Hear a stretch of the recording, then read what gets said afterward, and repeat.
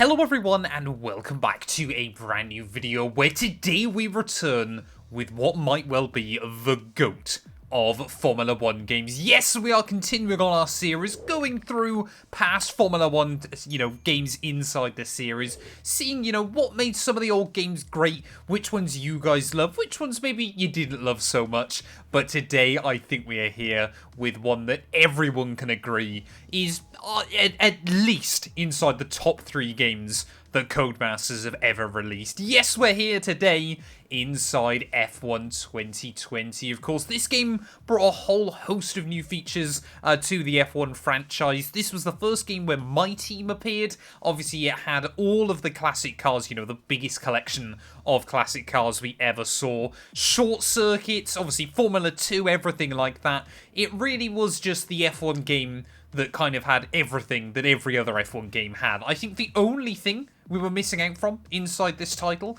was probably Breaking Point, but then again, for most people, that's just kind of a game mode that you play through once and then you never really touch again. Of course, if you're new around here and you aren't already, please do make sure you get yourself subscribed. It actually took a lot of setup to get this game working. I had to find my old Xbox and get it all set back up again just to play this one, because for those of you that obviously watch regular videos on this channel, you'll know that I play F1 2020 quite a lot. But I use a mod career mode on PC, and I didn't really want to break that by obviously resetting the game back to factory settings. So yeah, I've had to fish out my old Xbox. I've had to get my Fanatec wheel set back up with the Xbox platform, and immediately I've noticed it does feel a little bit strange to be coming back to the Xbox. Just the lower FPS. It doesn't feel as buttery smooth as it does on PC. But boy, oh boy, this game was still a fun experience. Like I mentioned, of course, you have, obviously, the full roster of the 2020 F1 cars. You also had F2, both the 2019 lineup and the 2020 lineup. Of course, it was just a livery overhaul. To be fair to F1 24, you have got two completely different style FIA Formula 2 cars. So I believe in this one, we have actually got Mick Schumacher's Prema as well, which of course is very, very cool. Obviously winning the 2020 F2 Championship, of course, in that weird COVID year where everyone was on lockdown and everybody was playing this game, including, the likes of Charles Leclerc and, George Russell, Alex Albon, Lando Norris, all that good stuff. Having a look at some of the other classic cars, of course, we've got the Senna versus Prost MP4-5B and the Ferrari F190. We've also got the iconic MP4-4, but the list doesn't stop there. We've got the 1991 Jordan 191. That thing just looks incredible. We've got the MP4-6 as well from 1991 that I believe powered Senna to his third and final world title. The utterly dominant 1992 Williams FW14B. The Benetton B194 as well. That obviously took Michael Schumacher to his first Formula 1 World Championship. And then obviously the 1995 car as well there. The 1996 Championship winning Williams FW18. And then Mika Häkkinen's first World Championship winner with the McLaren MP4-13. The Ferrari F1 2000, which obviously took Schumacher to his first Ferrari world title, and then the 2003 Williams as well, which we obviously saw Juan Pablo Montoya narrowly miss out on that 2003 title to Schumacher and Kimi Räikkönen even, of course, who was it finished that runner-up. We've got the F2004, obviously that took Michael Schumacher to his last Formula 1 World Championship. The Renault R26, Fernando Alonso's second world title winner. The Ferrari F2007 that took Kimi Räikkönen to his one and only World Championship. The McLaren MP4-23, which took Hamilton to his first title. The Braun BGP 001 that took Button, of course, to his first title. And, of course, this thing is just chef's kiss. It just looks incredible. To this day, this F1 car is still absolutely gorgeous. And then a trio of F1 2010 cars. The Ferrari, the McLaren, and the Red Bull RB6, which of course took Sebastian Vettel to his first world title. A lot of classic cars, way more than I'd actually remembered, and that says something because I really love the classic cars.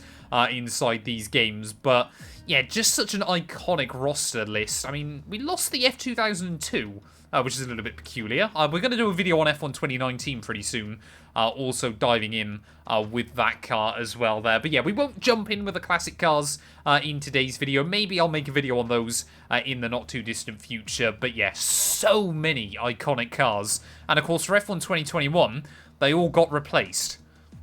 Why? These things were great. Now, taking a look, obviously, over, obviously, the F1 cars. Obviously, this was the fastest ever generation of F1 cars. Obviously, especially that 2020 all-conquering Mercedes as well, which, of course, we've got Hamilton's first title winner, and we've got Hamilton's last title winner inside this game.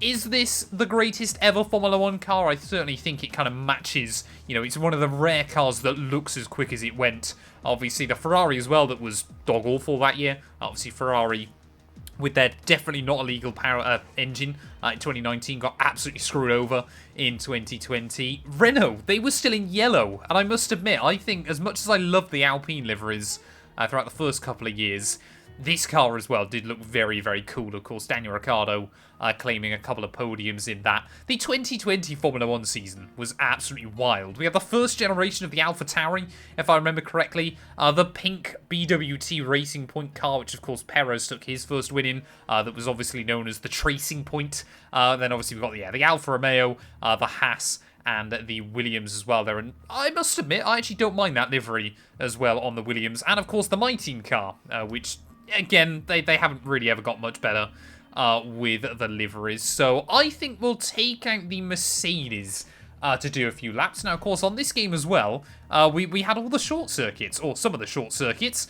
Annoyingly for Cody's, Bahrain, obviously, when we did that weird Sakir race, Cody's actually had the wrong Bahrain short circuit. So we still ask them whenever I go and see them, will we ever get the outer loop? They keep telling me no. Obviously, the lost Formula 1 Grand Prix in Vietnam as well, of course, in Hanoi. I'm definitely going to be racing there in this video. Any other cool ones? It was the return, obviously, of Zandvoort inside the game, despite the fact that we wouldn't get the real race until a year later. Other interesting ones, obviously, La Castellet was still on the calendar. We had Britain Short as well, so obviously that is a layout that is used for, like, shakedowns and things like that in Formula 1 cars as well. Obviously, the old version of Singapore, Sochi as well. Obviously, this was the last game that Sochi featured in as well in F1. We also had Japan Short, which of course is pretty cool, and even Kota Short, which is quite a fun one there. But obviously, yeah, the end of the year, we're so used to now so many races crammed in at the end of the season. Mexico, Brazil, Abu Dhabi. Glorious. I mean, let's not finish the year with Abu Dhabi, but the other three are pretty cool as well there. So where do I want to go for this one? You know what? People used to hate Russia. Obviously, it was the 2021 race, wasn't it? That was the last one in Sochi. Obviously, I certainly don't think this track should come back anytime soon, but was it better than people remember? Well, here we go then. This is the first time I've done laps on this game, you know, outside of our classic career mode that we do in a very, very long time. So how is this gonna feel? And kind of for those of you, obviously, that are a bit more recent to the F1 franchise, maybe didn't pick up F1 2020 and obviously just started with F1 2021, boy oh boy, you missed out, of course. It's near impossible anymore to find game codes for this title as well, obviously. Because of the classic car content, the licenses actually expire very, very quickly, hence why this game and F1 2013 are kind of the two lost F1 titles, if you will. Obviously, because they had all this classic content, and, you know, they're only allowed to sell the games for, like, 4 or 5 years, if I remember correctly. Actually, I think this game got taken down in, like, 2023, and obviously EA have been a lot stricter with just removing the old games and kind of forcing people into buying the new ones. But I mean, yeah, F1 2020, obviously we made a video on 2021 a few weeks ago, and obviously in that one we kind of said, you know, the handling model was great, everything like that. Everything that was great about F1 2021 kind of rings true with F1 2020, but this game just had more to it. You know, we didn't have Breaking Point and things like that, but like I said, all the classic cars, all the short circuits, you know, we had a bit more variety as well. There were a couple less tracks, but that was kind of, you know, not much of an issue. I think 2020, though, generally is just kind of, maybe it's held in mythical status, because obviously people just can't buy this game anymore. You know, you got to try and find a game key somewhere online, and obviously that is, well, every single day becoming increasingly difficult. I genuinely would love to know if they brought this back for like a week. You could genuinely, and this is EA we're talking about, you could genuinely probably try and sell this game for like £100, and I think people would genuinely bite as well there. I mean, even without the mods, it's really, really good fun. And of course, like I said, you know, the mod support for this year's game was absolutely mental. You know, obviously, like I've said, I do that 1998 to 2007 career mode. It was kind of at that perfect crossroad where you had enough content that obviously you could base mods on, but obviously EA anti-cheat wasn't a thing or anything like that yet. The handling model was really, really rewarding and really, really intuitive. So it kind of meant that obviously even if you were trying to explore more with the game, trying to push the boundaries with it, it still worked pretty well. And obviously you could transfer the physics and things like that. You know, modding liveries in was really, really simple, and everything else as well. You know, you didn't need external software and things like that. Everything just worked with this game. And of course, I think, you know, again, maybe there's a little bit as well of, it was kind of the perfect storm for Codemasters. Obviously, everybody was in lockdowns, things like that. We kind of had this My Team announcement that had been very, very quiet on the run-up to the game's release. And the biggest thing was that I believe this was the first F1 game as well, where the AI could move teams. They finally were allowed to make drivers move around, obviously, because My Team was coming in. Obviously, in years gone by, you join a team and just replace one of their drivers. This was the first game where you could say join Red Bull, and then Alex Albon could go to Williams, or something like that. It was so, so cool, and kind of nobody really thought it was possible. And I remember when we were kind of playing this game before it released, it kind of just happened that obviously I'd done enough playing that someone had moved teams, and Coders hadn't even told creators that this was going to happen.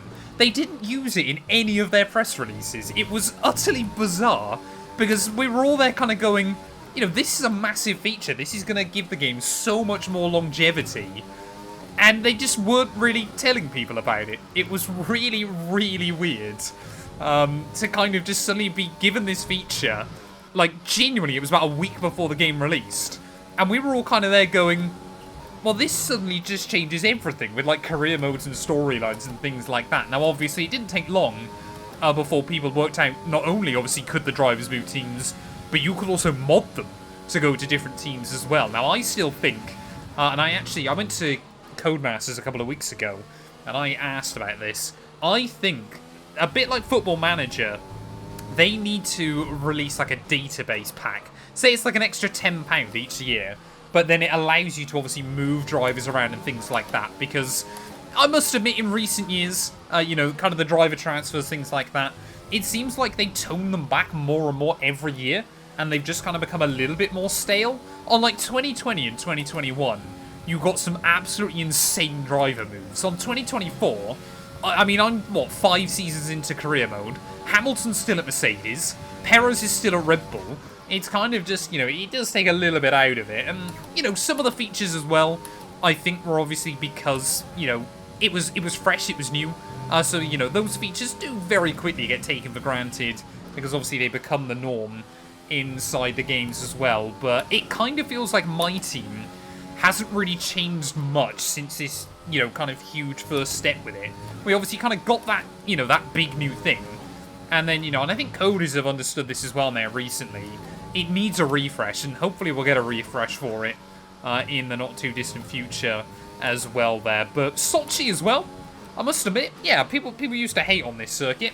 Obviously Hamilton took his 100th Formula 1 victory here in 2021. Lando Norris obviously bottling that race quite famously. I think, you know, it was never a particularly great Formula 1 circuit. The straights weren't really long enough, the braking zones as well didn't really invite opportunities to really go for moves against each other, but maybe it's helped by just how good the physics are inside this game as well.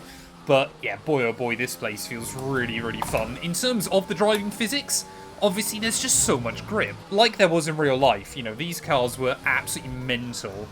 And, you know, we were kind of, I think, always hoping that maybe, you know, we get Istanbul, we get Mugello. Obviously, we did end up getting Imola, which is pretty good. But, you know, getting, you know, I think we were kind of hoping, obviously, when all these tracks, you know, Nürburgring as well is another example.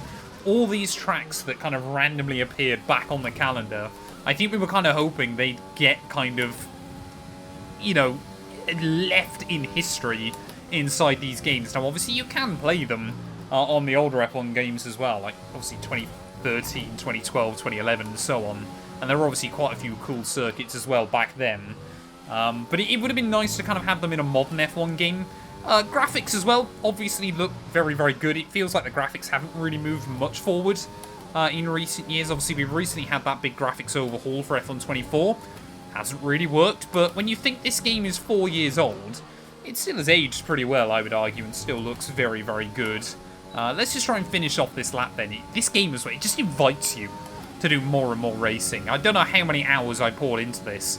This was obviously like, this was a weird time in my life, because obviously I was working full time, and we kind of saw people, you know, F1, kind of the games kind of became legitimately popular. So you kind of saw people getting a lot of growth with them. I kind of met that more with F1 2021. That's why I think that game holds a special place in my heart. But yeah, 2020 was kind of the huge leap forward with the F1 games. You know, you saw other content creators absolutely exploding in popularity as well there. But anyway, that's a few laps done. Let's head over to Hanoi then, and we'll do a little race. Maybe I'll go in that terrible Ferrari. It's time to go racing once again then. Another round of the Formula One World Championship, and it's here in Hanoi. Welcome along to the Vietnam Grand Prix.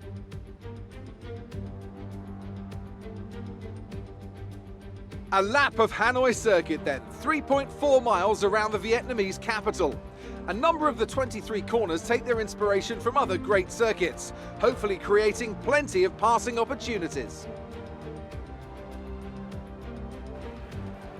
Anthony Davidson is with me once again to take you through today's action, and we have plenty of twists and turns to come over the next hour or so, I'm sure. Well, it was a really impressive lap in qualifying to get pole position, but are they going to be able to hold on to the lead into the first corner with so many quick starters around them? And let's see who's able to keep their tyres in that temperature sweet spot early on. You've got a great tyre warmer underneath your right foot, and the drivers need to make the most of that on the formation lap, lest they see themselves skating wide at turn 1 on cold rubber. With the race minutes away from starting, here's what today's grid rundown looks like. Lewis Hamilton lines up on pole position, with Sebastian Vettel starting alongside. Looking down the rest of the grid, we have Verstappen, Leclerc, Alexander Albon, and Bottas, Stroll, Ricciardo, Sainz, and Kevin Magnussen, Ocon, Perez, Lando Norris, and Grosjean, Russell, Kvyat, Pierre Gasly, and Kimi Raikkonen, Giovinazzi, and Nicholas Latifi. It's almost time for the lights to go out, so let's head down to the track and get this Grand Prix underway. But it is always quite funny as well when you come back to these games, taking a look at the old kind of lineups up and down the field. Of course, we had, you know, Kimi Raikkonen, Antonio Giovinazzi. People obviously remember Kimi. Not so sure as many people remember Italian Jesus. And of course, Lord Gotifi. We also had Albon in the Red Bull, which was not a particularly successful endeavour for him. And obviously Perez still at Racing Point there. And the first year that Esteban Ocon was racing for Alpine, or Renault, obviously, back then, as they were known. Now, setups on this game, obviously, they've changed a lot in just a few years. There's now so many more setup options inside this game. I don't really know what I'm doing here, but I know we need a lot of straight line speed, because if you've never seen the Hanoi circuit before, prepare yourself. It is quite an interesting one, and I guarantee you I will not make it through lap 1 without any issues as well. This place obviously never raced in real Formula 1, but it was featured in this game. It's the only F1 game it is ever featured in, so prepare yourself for this one. 5 red lights here on the grid. And it's going to be lights out, and away we go there. I mean, look at the grip. There's next to no wheel spin off the line there. It's almost like we've got launch control down in towards turn 1, and what a narrow turn 1 it is. Absolutely horrible first corner here, as Albon's already sent himself right the way up into P2. Turn 2 kind of just is this long corner, as we will send it down the inside of Lance Stroll there. And then you come out onto the first of the straights. Now, you can probably see the mini-map. It is certainly a peculiar circuit because it's got a roundabout on it, which we are heading into right now. Horrible 90-degree right into a 90-degree left there, as Stroll's going to put me in the wall. And then you go all the way around this roundabout before we make our way out onto the back straight. It does kind of seem odd to think that this place was genuinely going to host a Formula 1 race. It feels like something someone would put in a mod for an F1 game, as that's front wing damage. That was not what I wanted to do. We might struggle throughout the rest of this one. Right, well, let's try that again then, this time around with the damage disabled. Somehow Alex Albon now is on the pole, but it is going to be 5 red lights. And lights out, and away we go there. I think we've ended up with an even more mixed up grid, because I can see one of the Haas cars lined up in about P6, but trying to look around the outside then of Valtteri Bottas in towards turn 1. I genuinely would love to know what a Vietnamese Grand Prix would have been like in 2020, because this season was actually pretty wild in Formula 1. Behind kind of Hambot Ver, the rest of the standings was actually pretty mental. Every driver, apart from Kvyat, Haas, Alfa Romeo and Williams, got a podium that year. That's just how just utterly insane this year was. So, I mean, Vietnam could have delivered, you know, a new Formula 1 Grand Prix winner. Could have been quite a boring race. You just never really know. Like I said, that Mercedes was still pretty all-conquering throughout most of the season. Now, what is top-end speed like in this car? There is 200, not quite, actually. So, yeah, the top speeds in these cars weren't as quick as we've come accustomed to with the ground effect era. Makes me chuckle as well. I won't have genuinely driven this track in probably 3 years, and it still sticks in my memory. You know, that is the sign of a good race circuit. Admittedly, yeah, I don't think it would have been that great in Formula 1. Of course, you got all those fast sections early on in the lap, and then you've got the S's right the way through the second half, which with this generation of cars would have been near impossible to follow each other through. It was all about just trying to use the curves and everything, and then these awkward final couple of corners there. That one just folds in on itself more than you think it does, and then the final one just isn't quite flat.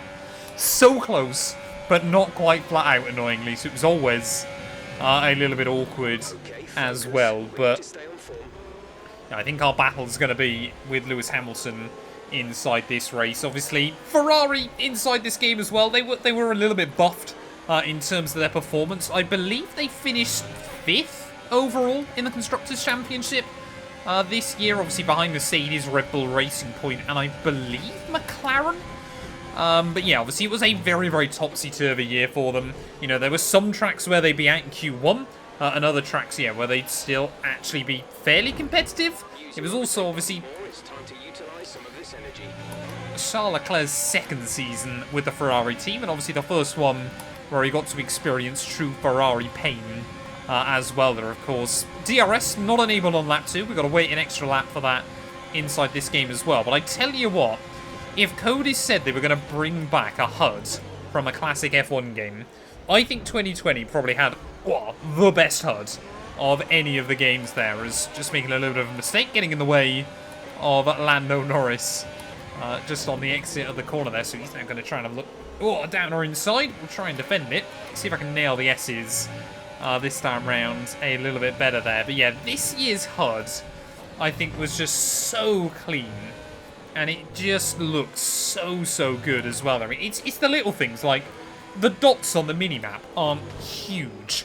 Like, the fact you can actually see the circuit around them is really, really nice. And just those little things like that were really, really kind of just... It just made sense on this game. Like, the overtake mode, the battery levels, just clear and, you know exactly what you're looking for. And everything like that. It made it easier to kind of play and easier to watch as well there. Of course, the handling model as well. You know, you could really get away with quite a lot, like you could obviously with these cars in real life. But, you know, tip them over the mark and they will go around on you and things like that. Obviously, it was just quite difficult to do so at the end of the day as well, as I think DRS was quite OP. As there goes Norris. Of course, this Ferrari wasn't a particularly good car in a straight line. The AI, you know, they're willing to battle with each other. They can, they can battle with each other, but they can also, break free and things like that. They also don't see you. apparently, as well there. But just everything on, like I said, this game in F1 2021 was such a golden age for the F1 series, because you just kind of knew exactly what you were getting. The games were brilliant fun, they worked, they were fun to drive, and it just, I mean, look at that, Ricciardo going for a proper Ricciardo-style send down the inside of Lando Norris there. We're trying to defend from Esteban Ocon just behind there, as everybody is really, you know, kind of getting stuck in at the moment. You know, you can attack the curbs, but, you know, try and take too much, they will punish you, as you would expect from a modern Formula 1 car as well. But it's the amount of downforce, how much you can chuck the cars into the corners, even if you end up a little bit offline like that, you know. Unlike the modern ground effect cars that obviously feel so low grip at low speed. Obviously, that's not really a Cody's or EA problem. That is just the general nature of F1 now. But it's just those little things. Just those little things that, yeah, really have changed in the last few years as well. I mean, look at that. You wallop the curb when you're on full steering lock, and it will understeer out on you.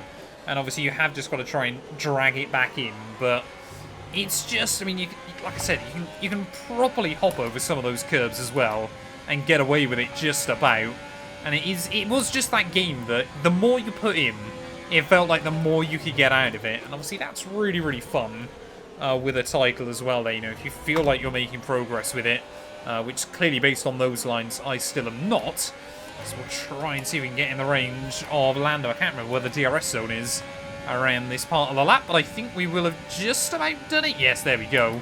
So hopefully we're going to be closing in on Lando Norris once again here. But I think, you know, like, coders, they do sometimes ask, you know, what do we think made F1 20 so great? And it's a really, really difficult thing to say, apart from, you know, spending a load of money on getting all the classic car licenses and things like that. But it was just perfect. You know, I'm playing this game now, and there's not really a lot that I can say feels wrong with it. It kind of struck that balance of, it felt like a decent and accurate representation of, obviously, real-life Formula 1. But it felt fun. It felt rewarding. It felt just enjoyable to drive on. It was kind of that lightning in a bottle, I think, for them. And obviously 2022, they kind of improved on that in some ways. Yeah, some things weren't as great, but a lot of it was still pretty good. But on this game, they really did kind of just almost accidentally find magic. And, you know, combine that with COVID and everything like that. This was just a truly special time to be a Formula 1 fan. Obviously, you know, 2021, the real-life season was incredible as well. Obviously, we were still playing this game until, like, halfway through that campaign as well. It just... yeah, good. It's so... because it is one of those things where you go, I want to know what made this game so much fun, why it worked as well as it did. You know, so we can try and capture that magic again with the modern F1 titles, but... yeah, it's just one of those things, I think, ultimately. You know, if you guys can tell me anything as well down below, it'd be greatly, greatly appreciated. But they just kind of nailed it. I think that's honestly all we can say, is they just nailed it. You know, we haven't got any of this stuff with F1 World clogging up space and hiding more features behind menus. We haven't, you know, got things like that. We even had, like, proper challenge career modes and things where you could race, like, in Classic Car or Formula 2 series and things like that, which I haven't mentioned in this video. You know, we had proper things like that as well. Like I said, you know, my team was huge. This game just had so much. And you'd expect now, with all the EA backing, for them to be able to do more with it. And it just doesn't really feel like they have there. As big send down the inside of Lando Norris in towards the final couple of corners. We are going to come through for P7 here in Hanoi.